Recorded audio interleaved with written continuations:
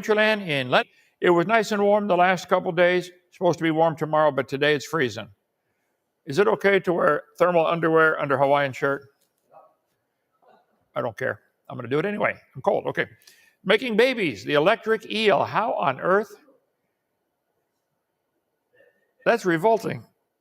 Anyway, making babies, we'll talk about that in just a minute. We think God ought to get the glory for his creation. We're on Rumble. Believe it or not, the case with YouTube is still being debated at the YouTube executives. And it looks like they're watching all or a lot of my videos. I think it's going to get them all saved. Yeah, that would be awesome, wouldn't it? So that's going to work out really good. We suspect they're going to turn the channel back on. Meanwhile, we're going to stay on Rumble and other cases on Dr.Dino.com. Our website has all kinds of platforms we're on. We're not going to count on them exclusively, but hopefully the whole channel will be back up soon. Randall, have they ever taken this long to debate on it before? Man, very few times the channel gets turned back on. But anyway, be praying about that, okay, that they will. So Genesis Baptist Church and Kent Hovind Official might be coming back up. We'll see soon. Okay. Come visit us. We're at Lenox, Alabama. We're at Genesis Baptist Church, broadcasting right now from Dinosaur Adventureland. You can help us stay open for free. Join our 777 Club. Make any donations to CSE. If you can, give $1 a day or $1 a year, something. Help us keep going. We don't charge anything for our services here, but it costs a lot. Okay. Get our video series on science and the Bible. Get our Woe series on what's about to happen. Here we are, February. It's in the wrong spot. Move that blue square down in your mind, 17th, okay? It's been a busy day. March, we're going to have St. Patrick's Day, honor all the missionaries. If you know a missionary in any capacity, foreign or domestic, say, I want to come to Dinosaur Adventureland, famous steak dinner. We need to know ahead of time how many are coming. So contact our office, 855-BIG-DINO, extension 1, or better do extension 1. My wife's secretary will get that, okay? Then we're going to have a holiday, April 1st, national holiday, April Fool's Day. And you're a fool if you don't believe in God. So we're going to honor all the atheists. Welcome to come to Dinosaur Adventureland. We'll give you a tour, treat you to steak dinner, and show you what real science is all about, okay? Then we have the 16th, the anniversary of us getting this property.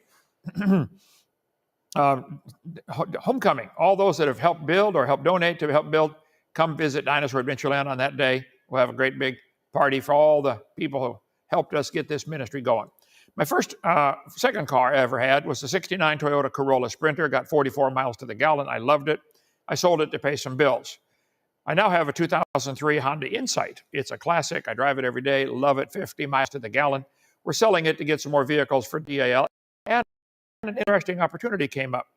We've got 2 Jeeps already. We'd like the Jeep Cherokee if you got one, but to give tours in.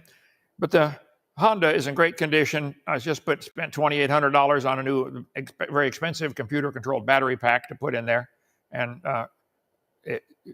boy, it runs great. Anyway, so you don't really drive this car. You kind of wear it. Toyota would go 0 to 60, maybe. Honda goes really fast, okay? Steve Boland, a longtime friend of ours, worked here at the ministry, got upset and left with my ex-wife, not leave with her, but went to work with her, transcribing all the the audio she illegally recorded. And he realized there's nothing going wrong here. He came back to our side. He's got his own channel now, the Proverbs guy, Steve Boland. He said, Brother Hovind, can I borrow your car? I got to go to Georgia. I'm dating this girl. I said, sure, Steve. I've helped him out quite a few times. He said, I really want to buy it. I said, well, I don't really want to sell it, but I'd sell it to you. So he's got a GoFundMe account, GoFundMe/DEA8DF4CF. If you want to help CSE and help Steve get his new ministry going at the same time, subscribe to his channel, Proverbs Guy, and help him go to his GoFundMe account and help him buy the little Honda off of us. So we get the money for the Honda and get the projects going, and he gets a really nice car. I highly recommend. Okay, update on the stuck equipment. November, I think it was, our excavator got stuck and the Kawasaki front end loader got stuck trying to go rescue it. Well, Kawasaki is gone. They got it out. I told a crew they could have it if they could get it out. They worked and worked and worked and got it out. Had to do a lot of fixing to it. The excavator is still there. So let's see, we spent $4,000 keeping the lake pumped out, got all the oil and fuel out of the case excavator, just in case it leaked or something. We sealed all off with foam, dollars on those foam noodles that have they absorb oil. They use them on oil spills all the time. And just in case anything gets out, it'll be absorbed by that. And they've got a bacteria in there that eats oil. So it's all 100% perfectly safe. However, not only do we now not have our old excavator, other than a yard ornament, we still don't have what we really need, which is a long-reach excavator. So if you have one laying around, you want to sell or donate, please. We have 16 lakes and ponds to maintain. That's really the machine we need. Our heavy equipment guy has been telling me, Brother Hovind, you need to get a long reach. He's been looking for them anywhere from $40,000 to $80,000. Anyway, so that's what we're looking for. When we pumped the lake out, it made over the sand dune, it made a little bitty lake, well, big lake, 12 inches deep. That lake finally got too deep and went over the road. That road's been used for 50 years. It was packed solid rock. And that water from a little 12-inch deep lake carved a path right across the road in 45 minutes. Boy, it looks like it took millions of years of erosion, doesn't it? Look, Grand Canyon probably formed in 1 week. It wasn't millions of years, it was millions of gallons. So we've been covering different babies, fish, animals, and how they make babies. We covered the anglerfish. None of you atheists answered. How did this evolve? The process by which they make babies. The tardigrade, nobody answered. I asked simple questions. How did it, step by step, scientific answer, how did this evolve? You guys are running from this. Come on. How about the honeybee or the watermelon or the starfish or the praying mantis or the mud skippers or the beavers, frogs, ants, octopus? I keep asking, guys, please explain how this method of reproduction evolved. You just keep running. Tell us, please. You believe you got science on your side? Show me the science. How did a sponge evolve the way they make babies? We covered that a few weeks ago. Or the barnacle, or the Venus flytrap, or the flatworm, or the needlebeard sea devil, or the blue-banded goobie last week. You guys aren't answering any of them. So we'll give you one more to not answer, okay? The electric eel. Electric eels are found in the Amazon River, generally muddy water. They have very poor eyesight. They can see where they're going with electricity. How did that evolve? Okay. Electric eels is not actually an eel, okay? It's a fish. Somebody decided to classify it with the fish instead of, I don't think they care where we classify them, okay? But hang on, I broke 2 ribs yesterday, I think. They're moving wrong, just a second. There. They said it should feel better when it quits hurting. Okay, they can get up to 600 volts at a time. Electric eel. Let's see. Electric eels in the South American freshwater fish, largely in the Amazon River. They are well over 600 types of fish capable of producing electricity. How did this evolve? Most of the eel's body is devoted to being a big generator to make electricity. A little tiny part is used for the brain and organs. Electric eel doesn't look like a common eel. It resembles a catfish. They can reach up to 6 to 8 feet and weigh 44 pounds. They are found in multiple colors. They can be white, black, blue, purple, or gray. How did that evolve? They're carnivores. They eat fish, amphibians, birds, and small mammals. They have gills, but they're not as strong as those of other freshwater animals because they live in murky water. Every 10 minutes, they come up and get a breath. But they don't have lungs. How did that evolve? Study the eel, guys, and give me a scientific answer. How did this evolve? They have strong teeth, can rip apart their prey and keep the predators away. The male eel uses spit from his mouth to create a nest for the female to lay her eggs in. How did he know to do that? He makes a nest of spit bubbles that she can lay the eggs in. See, for millions of years, she laid the eggs and they all died because there was nowhere to put them. Finally, they had a conference and the male said, hey guys, listen guys, let's start making a nest for the eggs or we're all going to be extinct. Took a long time, millions of years, but it worked, okay. Female electric eel can lay 17,000 eggs at a time. How did that evolve? Do you realize she's making a copy of that DNA code, which is more complex than any computer code ever written by man? Just the DNA code to make one baby electric eel in that little tiny egg. More complex than all the computer programs man has ever written. She makes 17,000 copies. And if there's a mistake in one, it won't work. You'd think there'd be a mistake in all of them. How did this process of copying that DNA code, how did that evolve?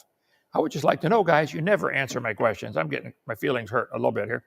Newly hatched electric eel babies feed on small invertebrates. Smaller baby electric eels might find their meal in the eggs of other electric eels or animals. So I believe they've discovered the first couple ones to hatch might start eating some other ones. So 17,000 baby eggs are not all going to turn into electric eels. Some disappear. 80% of the organs of an electric eel are believed to be capable of producing electricity. Oh my, what a shock to meet you in this alternating current. Hey there, handsome. You look positively revolting. You make me lose all my resistance when you charge in like this. If you're an electrician, that'll make sense, okay? How did you guys know that you were meant for each other? Oh, you know, sparks were flying when we met. Never mind. Okay, let's see. Female eels are always bigger than male eels in both size and weight. That's true with some humans too, okay? Electric eels don't have lungs. It gulps air to survive. Some varieties of electric eels can be found in freshwater lakes, streams, and small rivers. Electric eels can also eat fruits that accidentally fall into the water. Interesting. Two types of charge: low voltage, that's to find their way around, and high voltage to kill some prey. Electric eel can detect colors through its charge. It has different colors, have different conductivities. How did that evolve? That's a different story. I want to find out how they evolved the ability to make babies, okay? Tail of an electric eel, 7/8 of the entire length of the body. The main organs of the electric eel that produce electricity are housed in the tail. Total of 3 main electric producing organs in the entire body. The main organ at the top of the head, top of the body. Hunter's organ is present at the bottom. The head of the electric eel resembles the positive end of the battery. The tail resembles the negative end. Thus, an electric eel is called a living battery. It wraps around the prey. By the way, it doubles the voltage when it wraps around to increase the intensity of its electric charge. Bioelectrogenesis. Genesis means beginning, electro meaning electricity, bio means life. So this has the way to begin the electric current within its own body. Bioelectrogenesis, scientific term for living organisms like an electric eel known to produce an electric current. Full-grown electric eels develop 6,000 high-voltage producing cells. Wait a minute. All along their body, they evolved over millions of years from a rock, mind you. They all came from a rock. Over millions of years, this rock got melted and turned into soup, and the soup came alive, and that first life form learned how to turn into an eel to make 6,000 high-voltage producing cells. Each cell more complex than the space shuttle. Unlike other fishes, there are no scales on the body of an electric eel. The mating of male and female electric eels happens during the dry season. They're not so fast in water. They don't reproduce at high speed. New scientist: how are baby eels made? We still don't know. Now, this is eels, not electric eels, okay? Maybe they should be classified together. I think people are about that. I don't care, okay? No one can figure out how eels have sex. Article by Lucy Cook. How do the electric eels make 17,000 eggs? Guys, I would like an answer. Newly identified electric eel is the most powerful ever found, say scientists. Oh, scientists. Oh, yes, Askalashana, Toyota, Kawasaki, Mitsubishi. All right. A newly identified electric eel living in the Amazon basin can deliver record-breaking electric jolts. Researchers at Smithsonian National Museum of Natural History identified 2 new species of electric eel, tripling the known number of electric eel species. So 2 more tripled the number. They used to only know of 1 species of eel, electric eel. One of the new species can discharge 860 volts of electricity. How many of you have ever worked with electricity and been shocked before? 110 volts hurts pretty bad. 220 really hurts. 880, wear a diaper. Okay. Let's see. Ocean Treasury said electric eels found in waters of South America capable of generating 500 plus electric shock through 28 feet of still water. So they can shock a prey 28 feet away. How did that evolve? Let's see. They can even kill any large mammal, including humans. They can grow 2.5 meters, about 8 feet. They need to surface every 10 minutes for air due to the complex circulatory system. Oh, complex, but it evolved by chance, and nobody designed it. Despite the name, electric eel is actually related more closely to catfish, says somebody who's not an eel. Electric eels use shock in its prey. It is produced in pairs of organs found in the abdomen. These electric-producing organs take up 80% of the body of the electric eel. Only 20% of the body is free to hold vital organs it needs to survive. How does this work? It has the main organ, the hunter's organ, the back muscles, the sacs organ. All these things produce electricity to kill their prey or to stun their prey. Strange Wonders did an article about the electric eel. Let's see.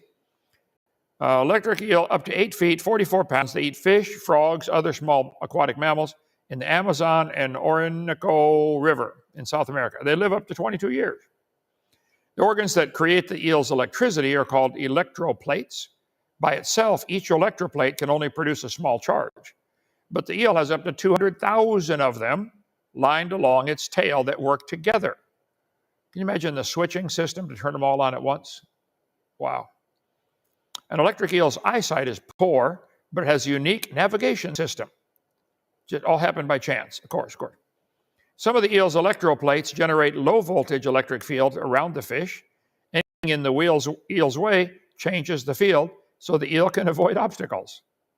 You can feel its electric field putting off? Wow. How many babies do eels have? Up to 20,000. The other article said 17 or 18,000. Who counted them? Okay. Where do the eels lay eggs?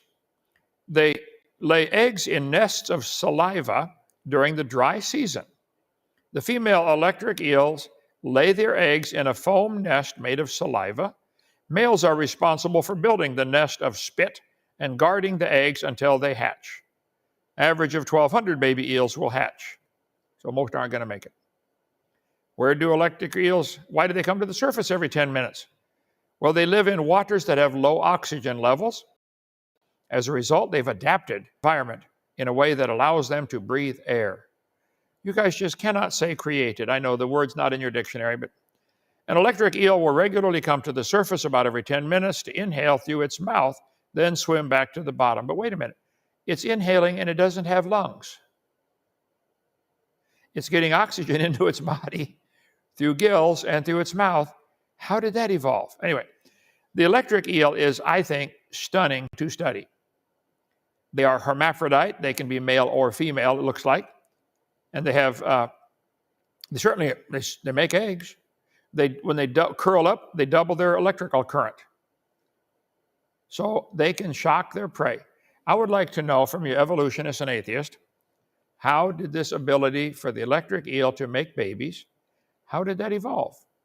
Give me a scientific answer, not a story. Well, it must have happened because we're here, or millions of years ago, long ago and far away, fairy tale stuff. No, come on, guys, some real science. How did this evolve? I know that you don't have an answer, but you still want to cling to your dumb fairy tale of evolution, don't you? Because it's nice. Getting rid of God in your life, that's nice. You like that. Let's see. Whether therefore you eat or drink or whatsoever you do, do all to the glory of God. Why can't you atheists just give glory to God? I don't understand it. Lee, what is so hard about that, giving God the glory? He's the boss. He's God. Thou art worthy, O Lord, to receive glory and honor and power. Thou hast created all things, and for thy pleasure they are and were created. Why can't you just give God the glory? Revelation 14, saying with a loud voice, fear God and give glory to him, for the hour of his judgment is come. Worship him that made heaven and earth and the sea and the fountains of waters. So God made everything. Okay. Why can't you give him the glory for that? Isaiah 45. Look unto me, be ye saved, all the ends of the earth. I'm God, there's none else. I have sworn by myself, the word has gone out of my mouth and not return. Unto me every knee shall bow, every tongue shall swear. It's coming. Hey, all you atheists, I promise one day you will bow the knee and give all the glory to God. Whether you like it or not, you're going to bow. At the name of Jesus, every knee should bow. Wait. I thought the other verses said, at the name of God. Oh yeah, Jesus is God Almighty in the flesh. That every tongue should confess that Jesus is Lord to the glory of God the Father. I promise you, someday you will bow. Why can't you just see the amazing creation and just give God the glory? What's so hard about saying, wow, the guy who designed that was really, really smart? Isn't that cool? You should study how the lizards can walk up walls because of the way their sticky pads on their feet work. It's stunning. You think it happened by chance? You really believe nobody designed that? Yes, Kent, all life forms come from blind random chance for no reason with no designer. Beam me up, Scotty. No trace of intelligent life down here.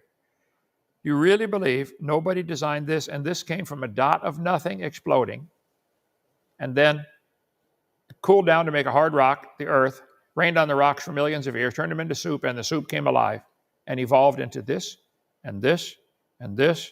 Nobody designed it. Nobody. Nope, all happened by chance. How can you be so blind to not see what a dumb theory you've accepted? Evolution is dumb. Didn't happen. Give it up. I think God ought to get the glory. That's all. You really think every creature with these complex systems, skeletal system, circulatory system, respiratory system, integumentary system of some kind, reproductive system, it all happened by chance? You really honestly think that? Are you allowed to think outside that box? Or would you lose your job and lose your YouTube channel and lose everything if you thought outside the box of evolution? Beam me up, Scotty. Yep, you really think nobody designed them? Nobody. I don't know how to help them. All right, questions or comments, Randall? I got to do something with this rib. Maybe no, Adam had that pain for a while, ended up with a wife. Okay, questions or comments? Why did you whack Khan Academy? They're doing the same thing you're doing. Khan Academy is teaching some great stuff. They have excellent material on teaching mathematics and other stuff like that, but he teaches evolution. That's why he got whacked. I don't know if he's a Christian or an atheist or not, it doesn't matter. The fact is, he's presenting in his curriculum, which is good stuff, he presents evolution as if it's a fact, and it's not even a good theory. It's just, at the very best, it's a wild hypothesis. There's no scientific evidence to back it up. So sorry, we whacked him. Now, if you don't want to whack him when you do your program, don't whack him. Please, don't whack him. Okay, go ahead.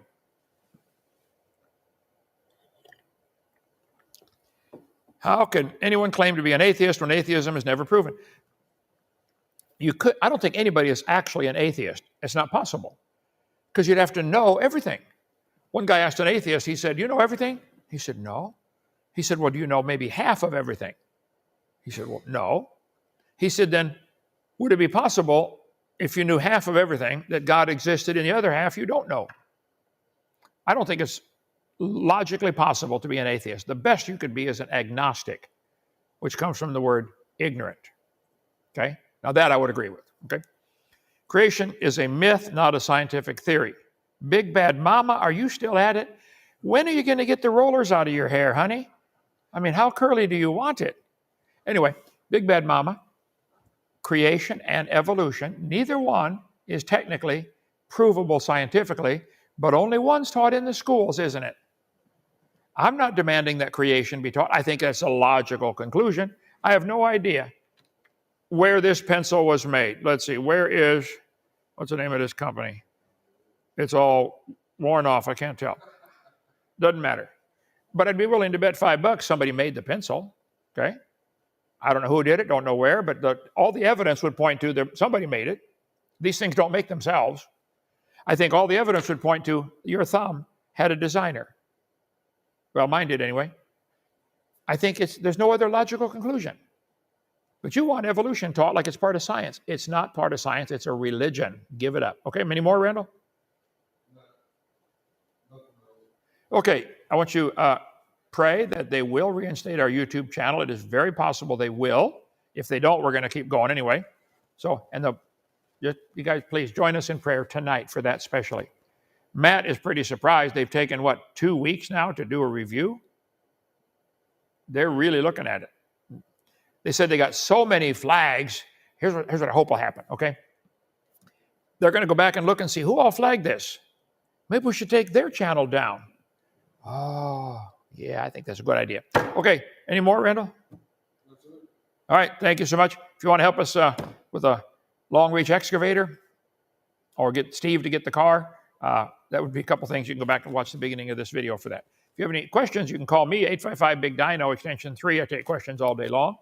I've had quite a few have to block their call because they start swearing and cursing. If that's all you have in your brain is that kind of stuff, I don't want to hear it, all right?